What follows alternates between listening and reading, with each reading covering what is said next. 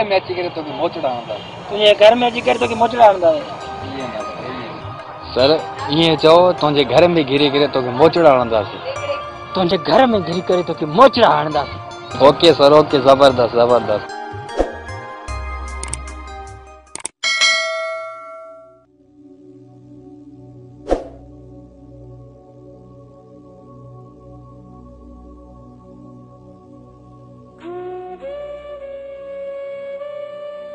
sir sir sir हिकिड़ो minute sir असांजी ॻाल्हि त ॿुधो सर ॿुधो सही सर सर हिकिड़ी ॻाल्हि ॿुधो सर ॿुधो सही असां लाड़काणे को सर तव्हांजे करे आहियूं तव्हांजा वॾा फैन आहियूं सर सर हिकिड़ी सेल्फी तव्हां सां साईं हिकिड़ो वीडियो ठाहींदो सर सर ॿुधो सही अब कंहिं वॾे स्टार सां मिलणो हूंदो आहे त उनजो हिकिड़ो सिस्टम हूंदो आहे अपॉइंटमेंट वठणी पवंदी आहे तव्हां विच रिकॉर्डिंग ते अची करे असां सां मिलो था पिया इहो कहिड़ो तरीक़ो आहे कोई सेंस न आहे कोई कॉमन सेंस न आहे भॼो भाउ भॼो विच रिकॉर्डिंग ते मां तव्हां सां वीडियो ठाराईंदुमि सर सर महिरबानी कयो हिकु सेल्फी या हिकिड़ो वीडियो ठाहिणो आहे सर सर महिरबानी कयो यार नाराज़ न छो परे को आया हूं सर सर महिरबानी कयो आहे तव्हां आयो केरु माय फुट आयो केरु तव्हां कोई बि अची करे असां सां वीडियो ठाराईंदो सर सर असां तव्हांजा फैन आहियूं सर तव्हांजा हर वीडियो ॾिसंदा आहियूं सर हिकिड़ो असां पाण वीडियोस वग़ैरह ठाहींदा आहियूं साईं साईं सिर्फ़ु हिकिड़ो वीडियो तव्हां ठाहींदो सर महिरबानी तव्हांखे ख़बर न आहे त मां हिकिड़ी वीडियो जा 5000 रुपया चार्ज कंदो आहियां ऐं हाणे ॾाढी गर्मी पई आहे मां सेल्फी नथो ॾेई सघां भॼी वञो तूं हलिया वञो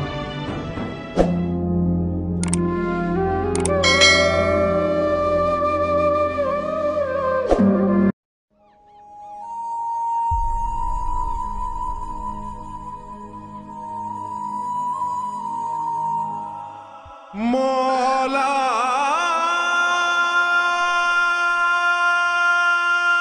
दोना तोखे मां केॾो झलियुमि त वॾे अदाकारनि सां निमिल इहे पाण सां निमिलंदा पाण खसीस नंढा अदाकार हा यार फालतू तूं सही चवंदो आहीं त पंहिंजी अदाकारी करे पाण कामयाबु थी यार मां चयो वॾा अदाकार ने इन्हनि सां को वीडियो ठाहींदासीं को सेल्फी ठाहींदासीं इन्हनि जे ज़रिए दुनिया असांखे ॾिसंदी पर न यार वॾे आर्टिस्टनि वटि असां नंढे अदाकारनि जो क़दुरु न आहे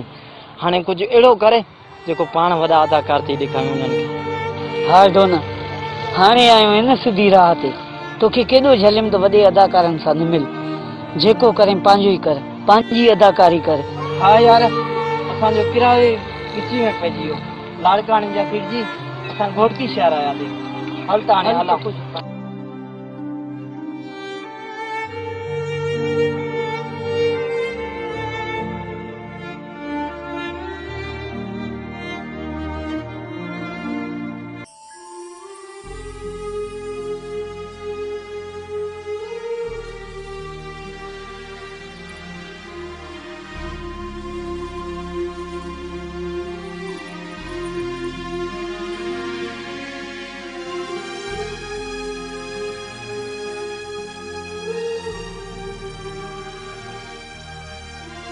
हेरी डायरेक्ट साहब गाल तो बोलो जी साईं हे छा जी रशा केरु आयल आहिनि हे कहिड़ा आर्टिस्ट आहिनि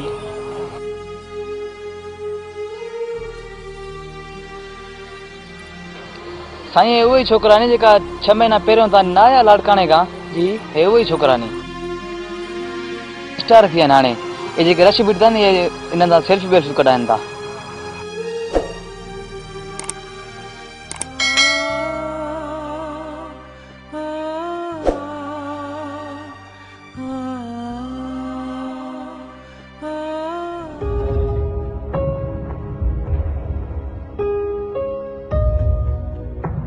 खैर